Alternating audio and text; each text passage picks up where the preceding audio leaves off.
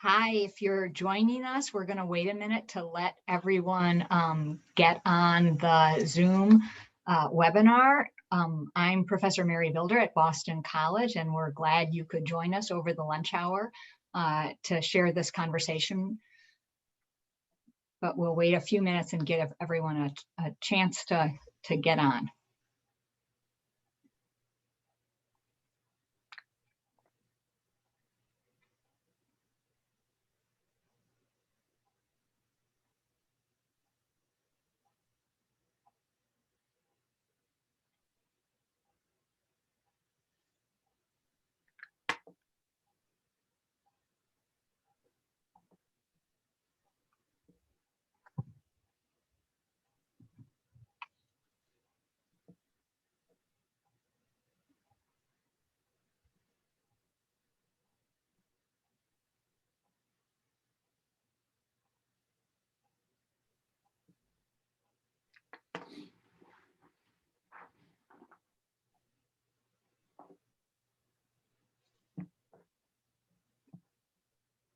So again, if you're joining us, thanks for tuning in to our luncheon conversation. We're going to start in a minute or so. We're just watching our participants log into the Zoom, and then we'll begin. So just please hang tight, and thanks for joining us.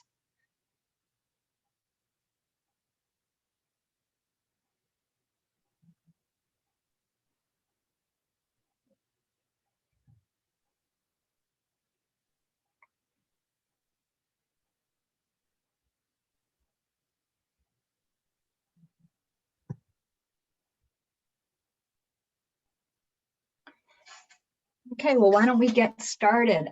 Thanks for joining us. I'm Professor Mary Bilder, and I'm happy to welcome you to a program today co-sponsored with the Clow Center for the Study of Constitutional Democracy and the Legal History Roundtable at Boston College. This is our third in three, obviously, seminars that we've had linking history to contemporary events. And if you weren't able to join us to hear Julia Soup talk about the ERA, or Martha Jones talk about her book, Vanguard, on Black women's voting rights, those are both available through the Clow Center website. And we thank the Clow Center and the director, Vlad Perjou, and Chuck Clow for helping us present this program.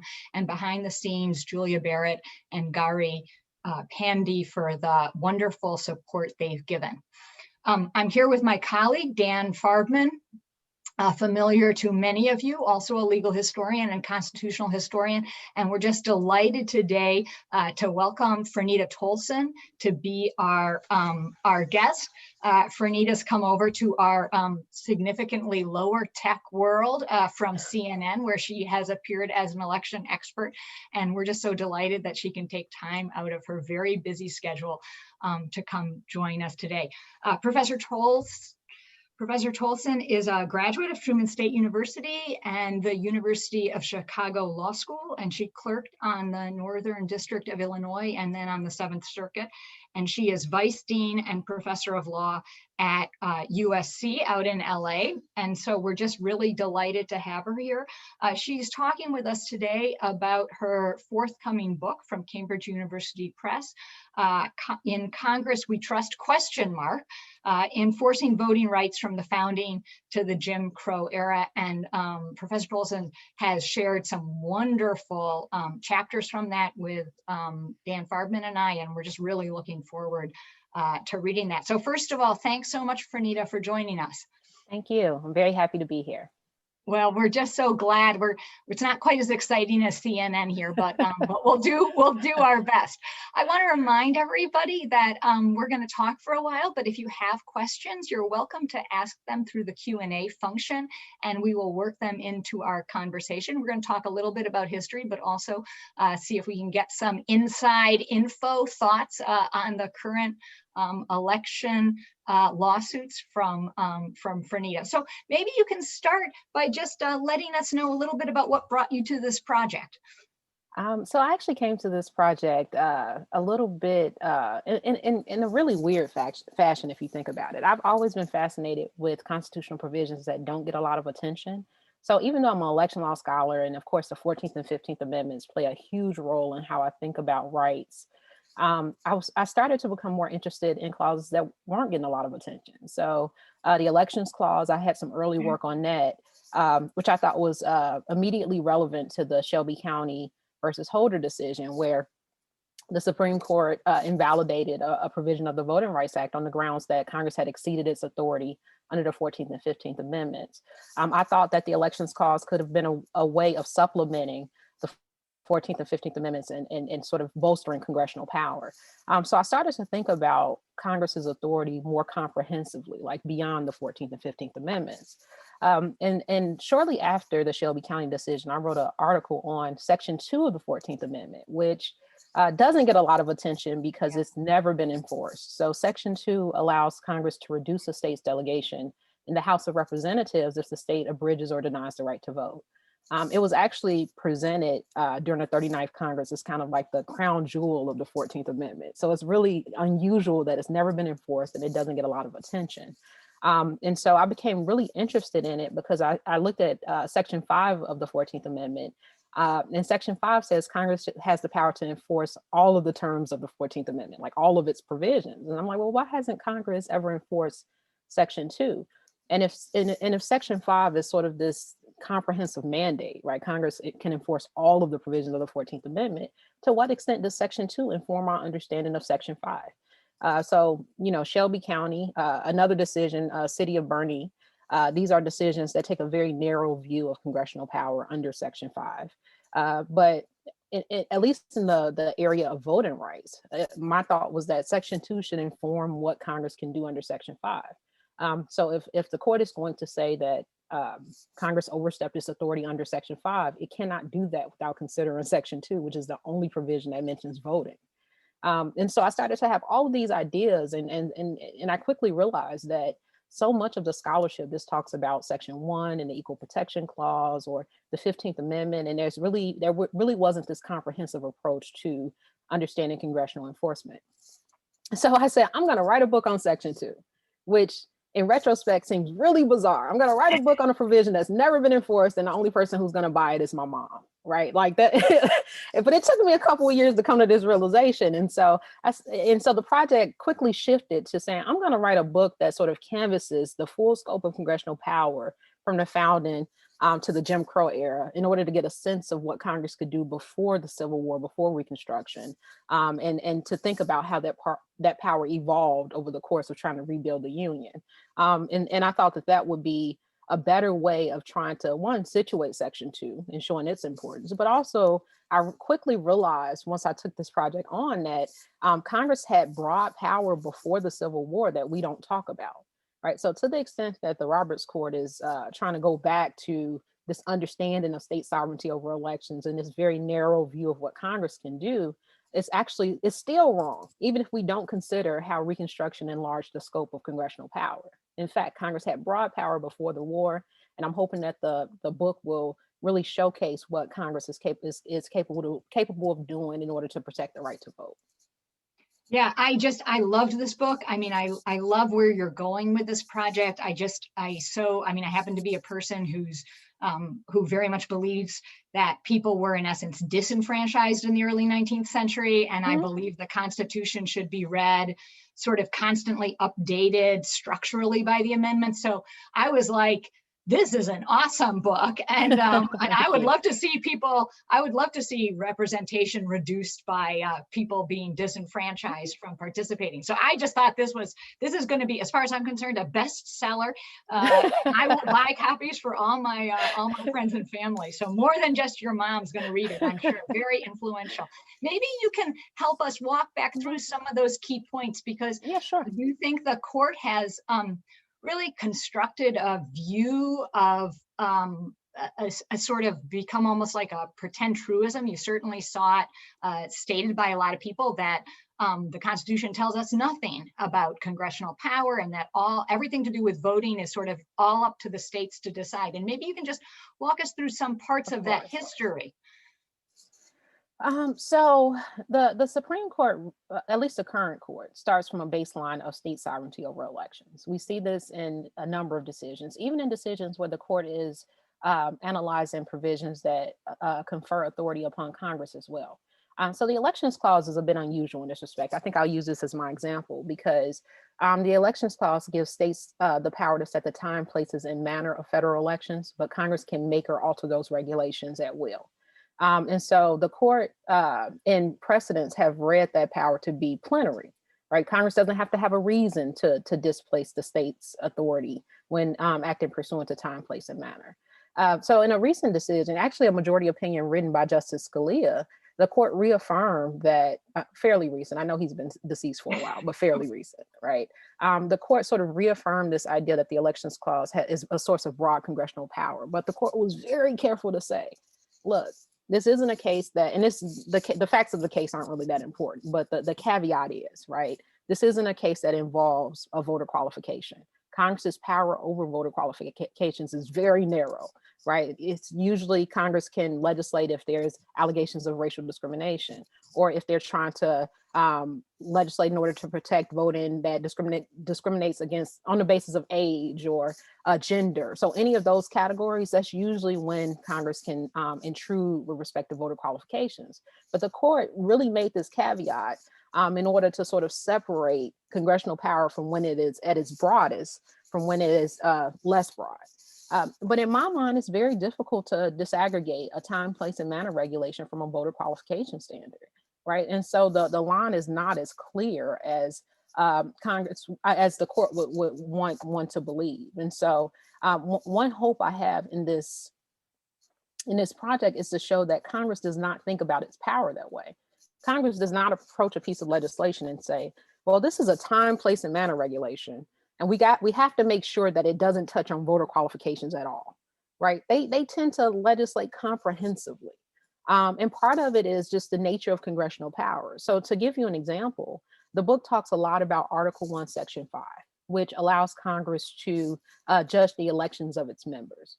Congress has used this authority to refuse to seat congressional representatives who were elected in contests that involve disenfranchising Black people, right? That essentially has the same effect of Congress coming in on the front end and saying, don't disenfranchise Black people, right? They are preventing, and in this case, it was Southern Democrats from benefiting from racial discrimination in voting, right? So it's not as if Congress sort of approaches its power in a way where they're trying to cabin their ability to do certain things dependent on the provision. They really are thinking about their power comprehensively.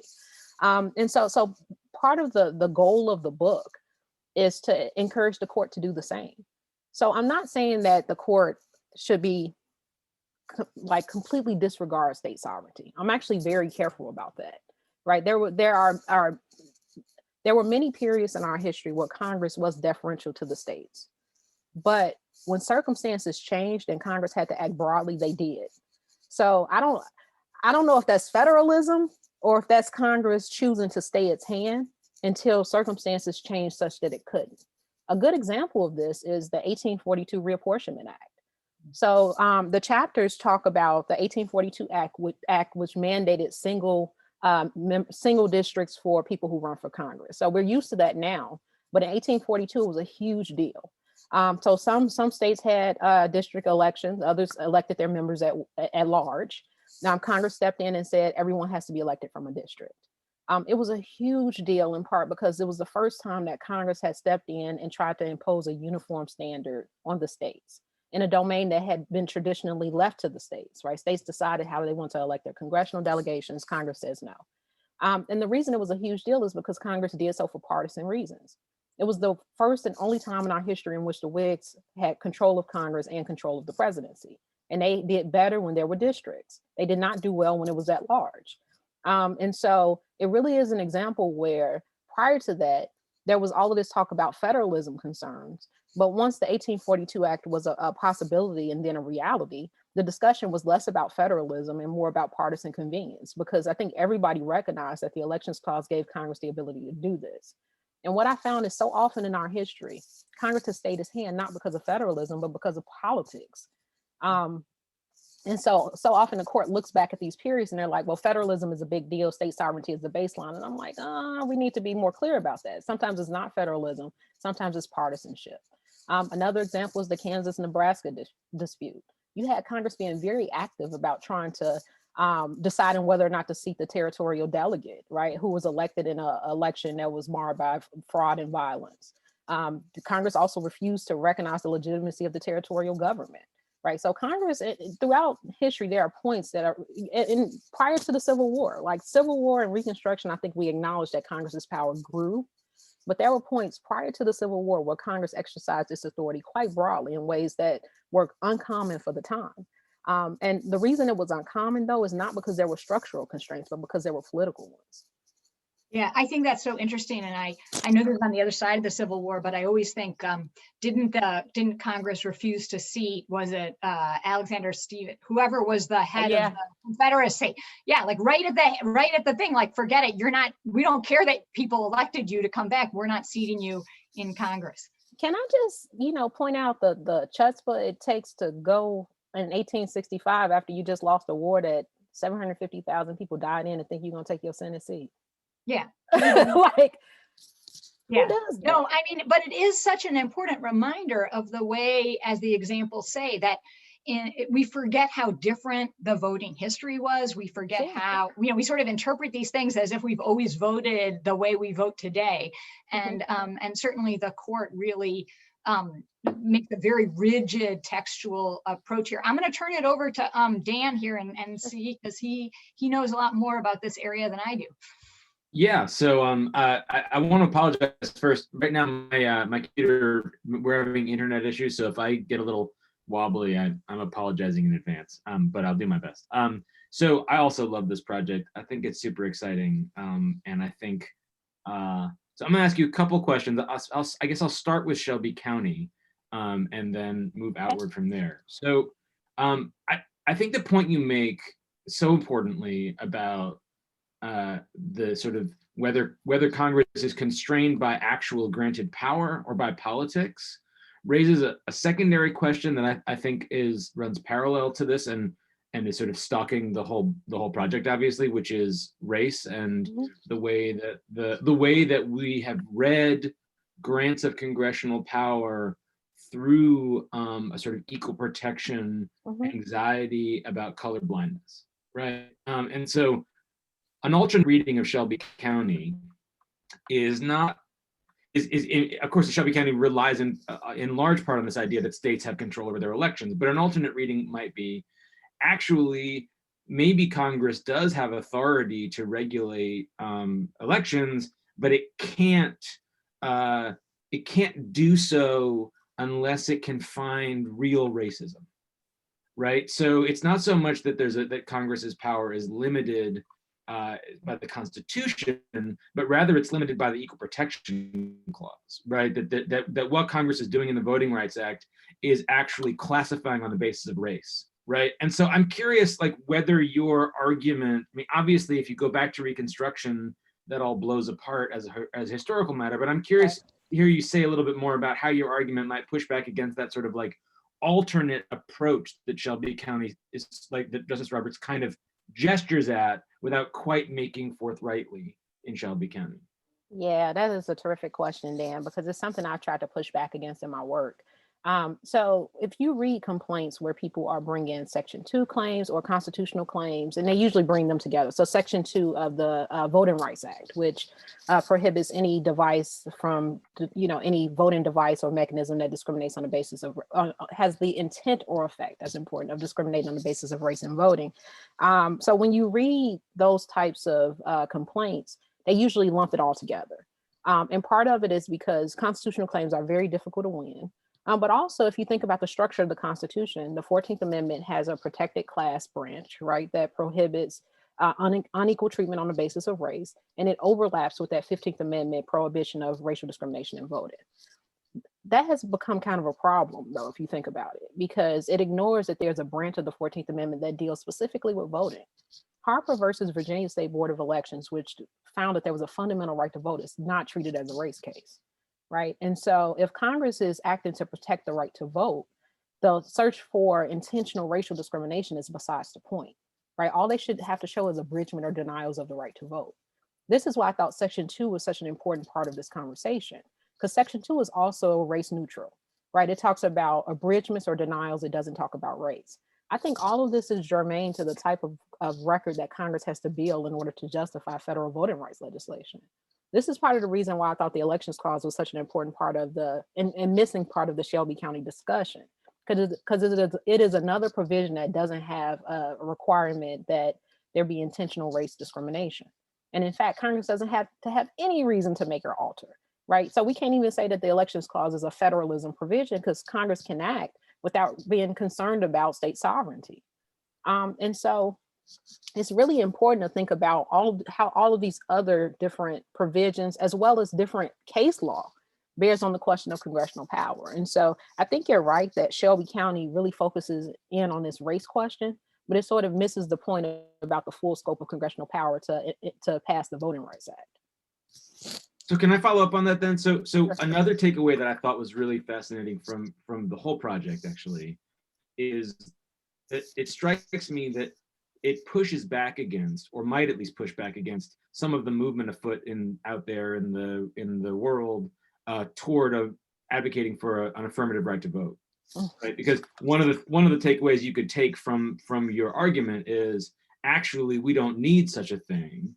Not only do we have the Supreme Court saying, I think it's a little contested just how robustly the Supreme Court has said there's a fundamental right to vote, right? I mean, it hasn't treated it as a fundamental right to vote, even though it's sort of said it is, right? So the folks who say we need a constitutional amendment that says there is a right to vote in this country, it strikes me that one thing you could take from your book is actually, no, we don't, because it's already there, right? It's already there in some sense, right? Or Congress already has that power to some extent, right? It's latent in the document, and so we don't necessarily need to articulate it. Now, I'm not saying that's your position, but I'm saying like that's an interesting way, that there's a way in which by saying it's already there, it actually like it makes a comment on the claim that we need to state it affirmatively. Or maybe I'm just sort of curious to hear what you'd say about that. No, I think that's actually kind of scary. I wrote the legal analysis for the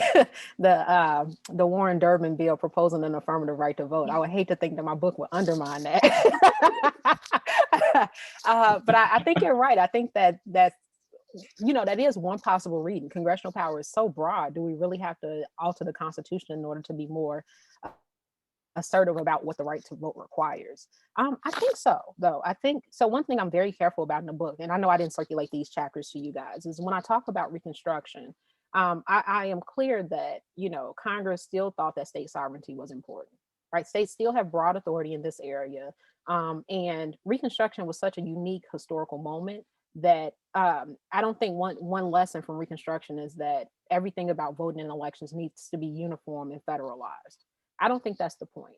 And especially if you look at the Reconstruction project, it was so many moving parts, right? It was the Military Reconstruction Act created new Southern governments that were supposed to, and they were very diverse, right? And they were supposed to be aggressive in protecting the right to vote and making sure African-American men had political and civil rights. Section 2, in a sense, was designed to protect these new governments that had been built and to try to protect it from backsliding. But that wasn't the only way to do it, right? Another way to do it would have been to have this affirmative right to vote in the Constitution, in the 14th Amendment, but they chose not to do that. And so the book is not trying to change that reality, right? I still acknowledge that there's a role for the states here, but as long as there's a role for the states, and indeed any government at all, right? Congress is not prevented from being regressive on voting rights in elections, right? Like, this is an affirmative story about what Congress can do to protect the right to vote, but that does not erase the reality that you can have a Congress that's not protective of the right to vote. And so I think an affirmative right to vote and being clear about what we expect with respect to governments and how they have to honor the rights of citizens in this domain is important. And the book will not, there's just no way based on the history the book can ever replace that. That's great. I had a feeling you'd say something like that, but I was curious about it anyways. So that brings us to maybe a question that brings us to the present, right? Okay. Which is, I can see how the argument you're making for robust congressional power over elections, in a world where the Democrats had won 51 or 52 Senate seats, and Joe Manchin the best case scenario wasn't that Joe Manchin was the swing vote, right? Right. As it currently is, right? No matter how Georgia comes out, I can see how this could serve as a sort of blueprint for governance, right? Like, how do we take HR1, which is the sort of current proposed framework for those who don't know, of how to like fix our elections that Congress passed. How do we take that and turn it into something robust? And how do we defend it constitutionally? So I guess this question has two parts. One is, I can see that path clearly. I'd love to hear you talk a little bit more about this book as like history helping us think about how to govern ourselves in the present. But I'd also love to hear the bifurcation of that, right? Imagining that one or two of these Georgia races don't come out this way, don't come out with Democrats in control. Is there a way in which you understand this history as motivating kind of movement politics? Maybe that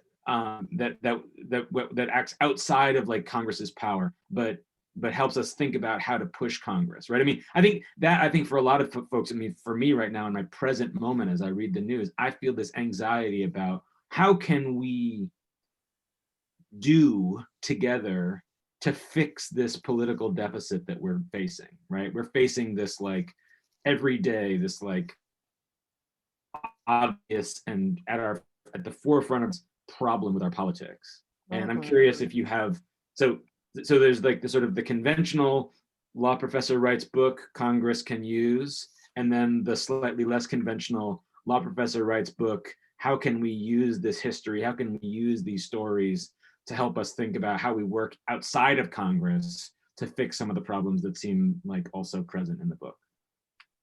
Right. So one of the things I really like about the project is the fact that the descriptive part really can talk to Congress about what Congress can do. When I testified before Congress last year, one of the joys of that experience was when a Congresswoman said, "We can do that," right? Like, and so I do think the descriptive part sheds light to Congress people about what they can do. But I think the normative part is very important for voting rights advocates, right? So the normative argument in the book is that the Supreme Court should be more mindful of all of these different sources of authority when they are reviewing the legislative record. Let me make one important point here that I think often gets lost. Congress does not necessarily have to articulate the sources of power that it is acting pursuant to when it enacts legislation. So in some ways, it's incumbent upon the court to be responsive to the entire realm of possibilities and thinking about whether or not federal legislation should be upheld. Now, of course, with this court, I would encourage Congress to do that. But in the past, that hasn't generally been a requirement, right? And so voting rights advocates, they tend to play the long game. And so I do think that, they can read this book and they can determine how to defend, for example, Section 2 of the Voting Rights Act in court when it's facing constitutional challenge. They can say, no, Congress not only has power under the 14th and 15th Amendments, Congress also has power under these other provisions that's directly relevant to the constitutionality of Section 2 of the Voting Rights Act. So I do think there's something in the book for both people who litigate these cases and care about voting rights, as well as Congress who may not understand the full scope of its authority. And this is also relevant to defending the scope of HR1. So HR1 has a number of provisions that touch on pretty much every element of election law, which is why in some ways it's the broadest piece of proposed legislation since the Voting Rights Act. So it has provisions that touch on campaign finance. It will require independent redistricting commissions for federal elections. It would enfranchise those with felony convictions for purposes of voting in federal elections. And it really is impressive, the ground that's covered in that legislation. Congress pointed to the Elections Clause as the constitutional justification for that provision. And I can tell you right now, it's not enough. It's not. And to me, the fact that they said, well, we're passing this pursuant to the Elections Clause means that they're not listening to me, right? They're not listening that, you have to think about your power comprehensively. You can't touch on felon disenfranchisement through the Elections Clause. You just can't. But that doesn't mean you can't do it, right? It just means that you have to think more broadly. You have to think about not just the Elections Clause, but also, as I've mentioned again, that strand of case on the 14th Amendment that talks about the right to vote independent of race. And so there's a lot there, but I do think there's a story you can tell to sustain HR1 in the courts. And in fact, there's a HR4 is the proposal to reauthorize the preclearance provision of the Voting Rights Act, which would require jurisdictions that have recent voting rights violations to preclear any changes to their laws with the federal government before they can go into effect. So it's not just about HR1, it's also about reauthorizing the Voting Rights Act. And I also think that if you look at congressional power comprehensively, that legislation is constitutional. Franita, can I ask you, this is just like my own weird thing that I always think. So I don't believe in the Constitution as I think the instrument, the piece of paper is one thing, and the Constitution in all sorts of ways is still a system. And so maybe can you explain a little bit why, because I just never understand this, like why does the court, what's the allure to the court in going back and reading the 1787 words in such a narrow fashion, given, you know, all of the structural changes, particularly through amendments. You know, if you go the 12th, the 14th, the 15th, the 19th, poll tax, 18-year-old voting, it seems like you could tell a story where the Constitution's been rewritten to tilt very strongly in favor of strong national congressional authority towards voting, and pretty heavy caution against the states for disenfranchising people. And what's the allure of the court in cases like, you know, Shelby County and other ones in these voting rights cases to be so textualist, and in my own mind kind of like time warping back to 1787? Well, I do think that and common law professors are guilty of this too. Let me be clear. We venerate the founding moment, right? We are the oldest constitution in the world. And so the fact that the document has survived. Now, the more interesting story is how it survived, right? We've had a lot of moments where the Constitution has almost broken, and it has required the court to be aggressive in trying to protect it. In other situations, the court has been the aggressor, right? So just, you know, different constitutional cycles that we've been through. The document hasn't broken. Our political system hasn't broken. But instead of being introspective and thinking about why we survived those moments and what it took, we're still venerating 1789, right? We're holding up the founders in that moment as the ideal, as if all of the things that happened in the last 230 years to bring us to this moment didn't happen. It's always been very weird to me. And I say that as a person who carries pocket constitutions to match her purses. I do this thing. It's just a very weird thing, but I do it. But I think that part of it is, and relatedly, this is why the 1619 project has caused so much consternation, right? Because it sort of challenges this view of the founders as above reproach. And it emphasizes slavery's role in the founding of our country. And honestly, if you look at everything that happened over the course of the 19th century and how all politics became slavery politics, it seems to suggest that slavery was pretty important to sort of understanding conceptually our system. But that being said, I think a lot of the court's approach, in addition to sort of holding out the founding generation and 1789 as the, you know, our compass and thinking about what the Constitution protects, is a lot of voting has become about deservedness. If you think about 1789 to maybe the early 1830s, states started to expand their electorates very slowly. Like you started to see less property restrictions, more, you know, people pay a tax even if you didn't own property. There were some states that actually enfranchised free blacks. There were some states where there was still other restrictions in place. Some states had religious tests, which we don't really spend a lot of time talking about. But generally speaking, by the time we got to the mid sort of 19th century, you saw a broader electorate than you did in 1789. But in part, if you think about the nature of the restrictions that were still in place, a lot of it was about deservedness. There was still a lot of concern about people having political power and having more powerful benefactors sort of directing their vote. And states were still trying to prevent that from happening. I feel like we're returning to that, right? If you look at some of the barriers that have been in place, and in fact, barriers that were sustained over the course of the pandemic. So the court did not make it easier for people to vote necessarily during this pandemic, right? So For example, they found that South Carolina could still have witness requirements for those seeking to vote absentee. Even the courts of appeal were bad, right? The courts of appeal, the Sixth Circuit said that Michigan could restore a ban on driving people to the polls. Why would you want to prevent that?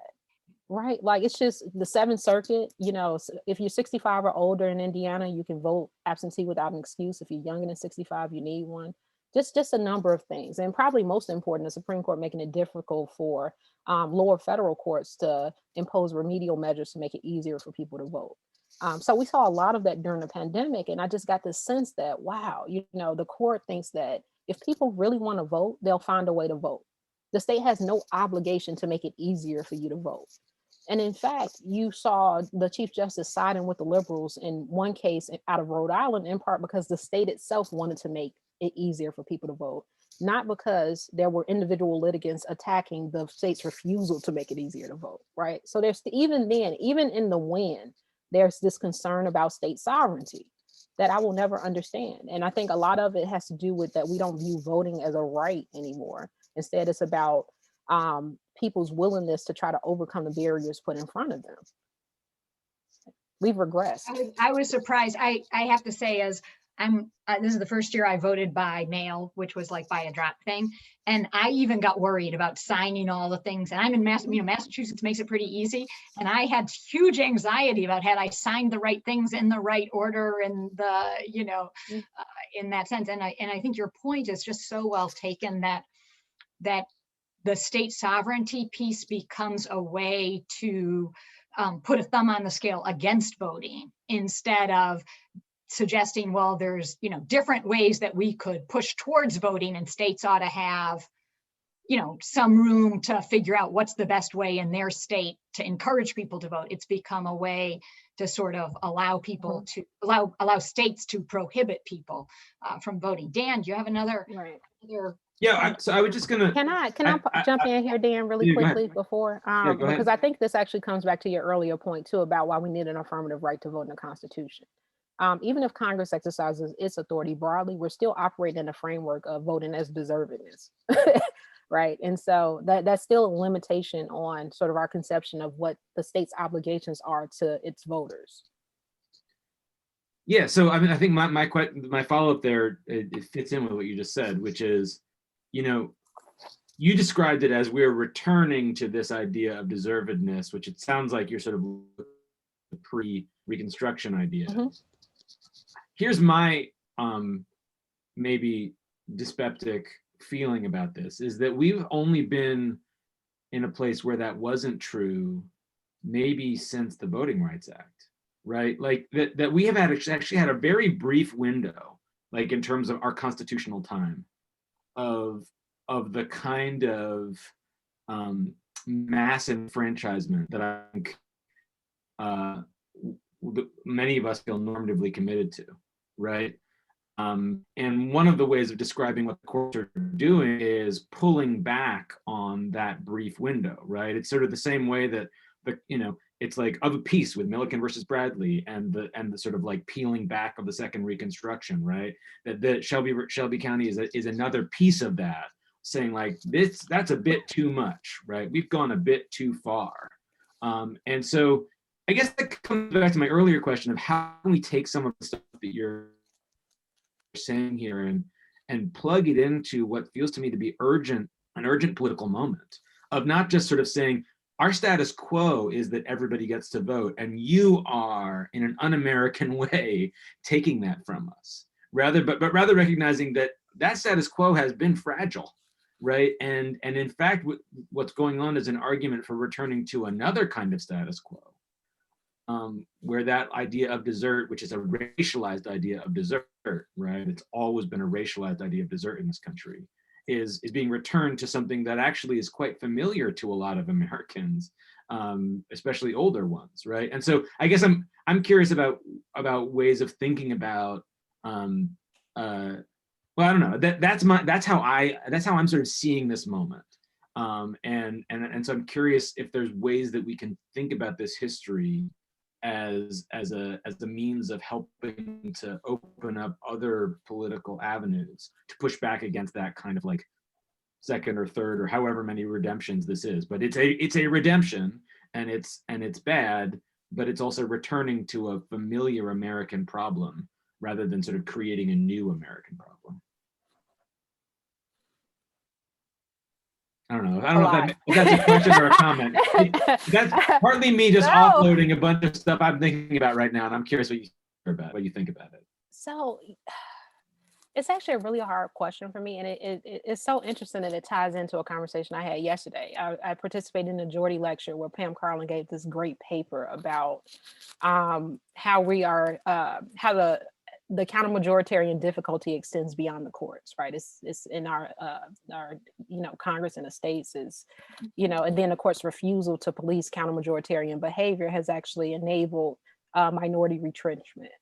And so one of the things I thought about in thinking about her paper is the status quo, right? Like, we tend to think of the post-1965 voting rights period as an ideal in some sorts for Black political power. You saw huge increases in African-American representation across the South, right? So undeniably, like, things are better. But one thing that I think is an important lesson from Shelby County is that nothing is permanent. And so it is perhaps more useful to not think about the last 50 years as creating a new status quo, but maybe it's better to think about it as an exception to our normal. Right. And I asked Pam this question yesterday. I said, what if our normal is constitutional right? Which, for if anybody venerates the 1789 and the founding generation, that question is offensive. Right. But I feel like from the very beginning, we've been fighting to have a broader electorate. Somebody's been fighting. We have been claiming the mantle of democracy, even though it's a standard that we've never quite achieved. And so I think it may be better to think about our democracy as an aspirational project that we continuously work towards, even in moments where it seems like democracy is winning. Because the post-1965 period was marked with huge wins, but almost immediately you saw the court pushing back on it. It's no accident you mentioned Milliken versus Bradley, right? But also early 1970s, you see the court going from strict scrutiny for voting regulations to something like a balancing test that, has led to the point we're at today, where the court is just absolutely deferential to state efforts to restrict the right to vote, right? So this is a project that has been going on for within 5 years of the Voting Rights Act, right? Shaw versus Reno was the early 1990s. So it's like Jingles came in 86. So Jingles is like, look, a very aggressive view of Section 2. This is a tool that people can use to challenge voting restrictions that discriminate on the basis of race. Within 7 years, you have a response to Section 2, right? White people can now say they're putting us in these districts because we're white. And so the pushback, if you think about it historically, has always been immediate. Think back to Reconstruction, 1865 to they say 1877, although to be clear, there were parts of the South where African Americans were still voting at quite high numbers into the 1890s. But 1890, you have a rash of state constitutional conventions where they adopt some of the most restrictive voting regulations in this country's history. Like, everything has always been temporary and brief. I would even have it to say that when Obama was elected in 2008, we should have known that 2016 was going to happen. I feel like we get a good 10 years before everything blows up. Nothing has ever been permanent. There's always backlash. And so to me, it seems like it's very hard to think about the job ever being done. And maybe that's one thing that I hope the book changes. And I guess I never thought about that as an explicit theme of the book. But I do think the book conveys this sense that democracy has always been an ongoing project. And that's why it's really important to understand what Congress can do in this space, because we're fighting a war that we'll probably never win.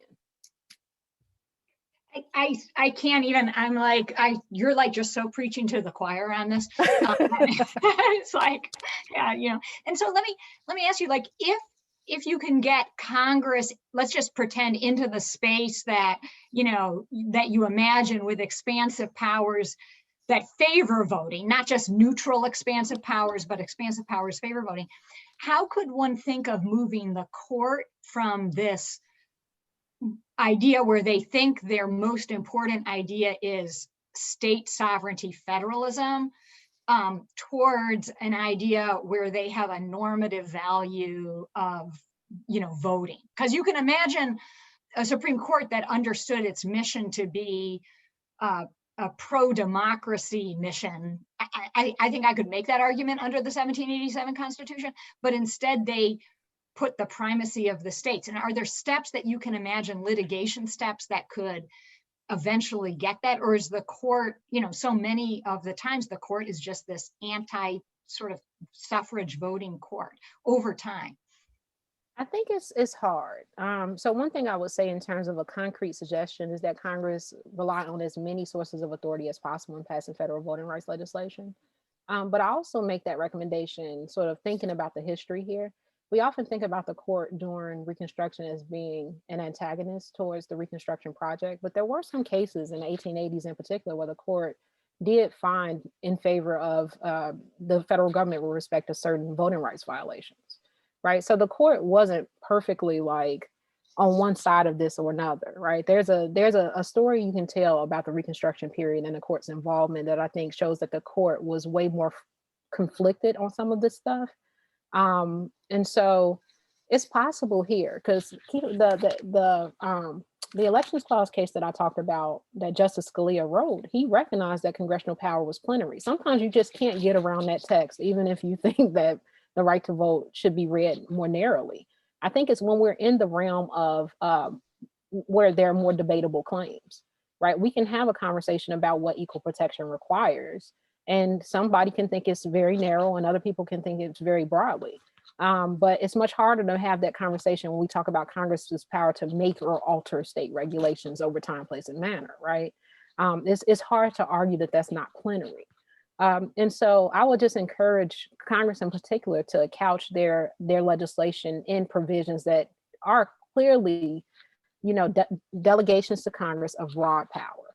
And I think that's one way to force the court's hand. They can't invalidate everything.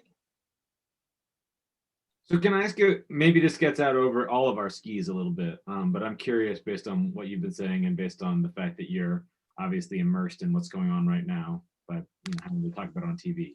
I have one perhaps insane optimistic glimmer in my brain about all of the claims of voter fraud, which strike me as just so venal in general. And that is that it actually may be opening up a space for a bipartisan conversation about the craziness of how we administer our elections in this country, right? So I teach local government law, and so it's not just that you're delegating to states; you're delegating to counties that don't have any money, right?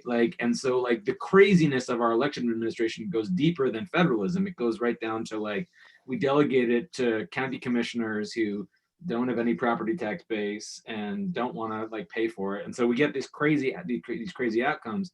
I'm wondering if you think that this optimism of a possible actually broad-based political moment of rethinking the way we administer our elections am I crazy for being optimistic about that, or is there something, or am I not crazy about it? I don't know. It depends. Are we friends now that we've had this conversation for the last 45 minutes? Because then I feel comfortable telling you that you're crazy. Otherwise, I won't use that word.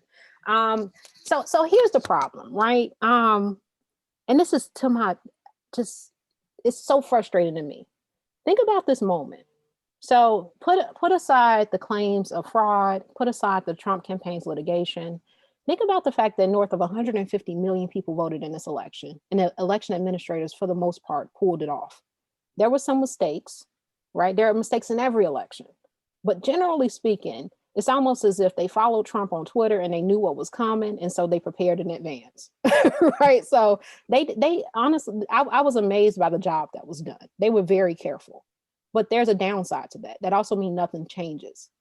People are going to look at the fact that we pulled off an election in 2020 in the middle of a global pandemic with historic voter turnout and say nothing needs to change, right? Because that's how the incentives align. Anytime that there's change, the partisans have no idea how to work out, if it'll work in their favor, if it'll work against them. And so they have a status quo bias. And everything that happened in the last 10 days just supports that status quo. That Yeah. I'm Dan and if Dan's willing to be an optimist, a person who's not usually an optimist, I'm gonna join him. Franita, we're beginning to come to the end of our time here, and so maybe we can pretend to be political commentators here. We don't usually get to be that, Dan and I. And so, you know, if sometime over the next 2 years, let's say, just the Democrats seize control of the Senate, hang on to the House, and HR 1 goes through, let's just pretend that, what do you think its chances would be at the court? Like, you know, if you're really predicting HR 1 goes through in, you know, somewhat of the form that it has, how do you think that the Roberts Court with its new additions would handle that? I think that Congress has to be clear about what authority it's relying on, and it has to list more than one provision. They can't just say the elections clause. But ultimately, success in the court. One thing that we haven't talked about, Mary, and I don't want to talk about the subjective motivations of justices on the Roberts Court, but one thing I felt, and I'm gonna be clear, I felt this about Shelby County, is that the Chief Justice was committed to striking it down. That even if, you know, because I mean, I signed onto a brief making the elections clause argument. All the tools were there to uphold it if he wanted to. He didn't. And he had 4 justices who agreed with him. So Congress can do everything that it can, right? It can cite multiple provisions. It could build an extensive record showing the need for this legislation. If the court is committed to striking it down, they'll find a way. So if you were advising Congress, a congressperson who wanted HR 1 to pass, would that be as part of a suite of democracy reform that includes court expansion in that sense? Is that part of, I guess I'm trying to like take the next step there, right? Like, we now know we've got a 6-3 court. Yeah. And I don't think that the new additions to the court are to the left of Roberts on voting rights, right? And right. So if someone's committed to HR 1, does that require court reform as well? It does, yeah. I think.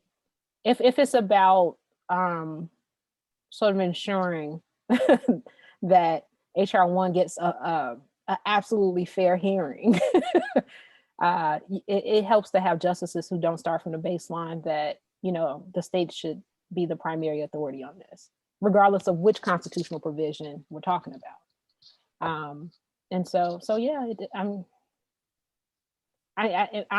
not completely optimistic about any of this. Like, even court reform, I think that there are certain segments of the Democratic Party who are going to try to stay away from that.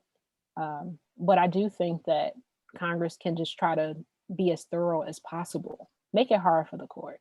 Because one thing the Chief Justice is concerned about is the court's legitimacy. And so if Congress does its job, then the Chief Justice in particular will have to tell a really good story about why Congress has failed. And if that story isn't good enough, then I do think that, you know, we're looking at moments like in the wake of Bush versus Gore, where the court resolved a presidential election in a way that seemed somewhat suspect enough where a considerable amount of people were questioning the legitimacy of the court. I don't think he wants to go back there. And so all Congress can really do is just make his job really, really hard.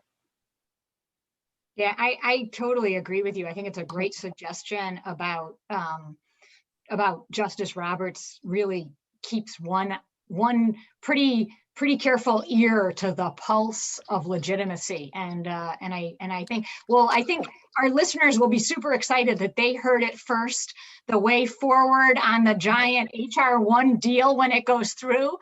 Dan and I are going to point to, like, it was our conversation with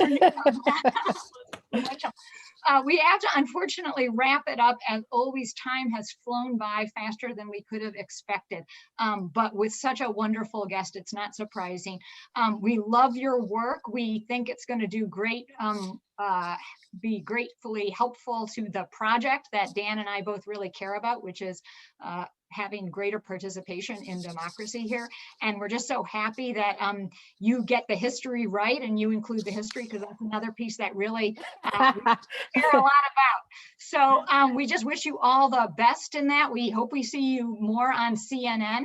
That was very exciting. We don't always see people who love history on CNN, but we were very happy about that. And we're just so glad that you took time away from the national networks to come join us here at lunchtime. Of course. Thank you so much. The conversation was terrific. And thanks for taking a look at the chapters. Thanks a lot. Thank you Dan, so last much. words? No, just echoing thanks. It was a real pleasure, and look forward to seeing when the book comes out in its full form. Well, thanks to everyone, and thanks to everyone at home. We hope you enjoyed the conversation. And if you didn't catch it all, you will be able to see it on the Clow Center's YouTube channel in about a week or two. So thanks again to everyone, and happy Friday.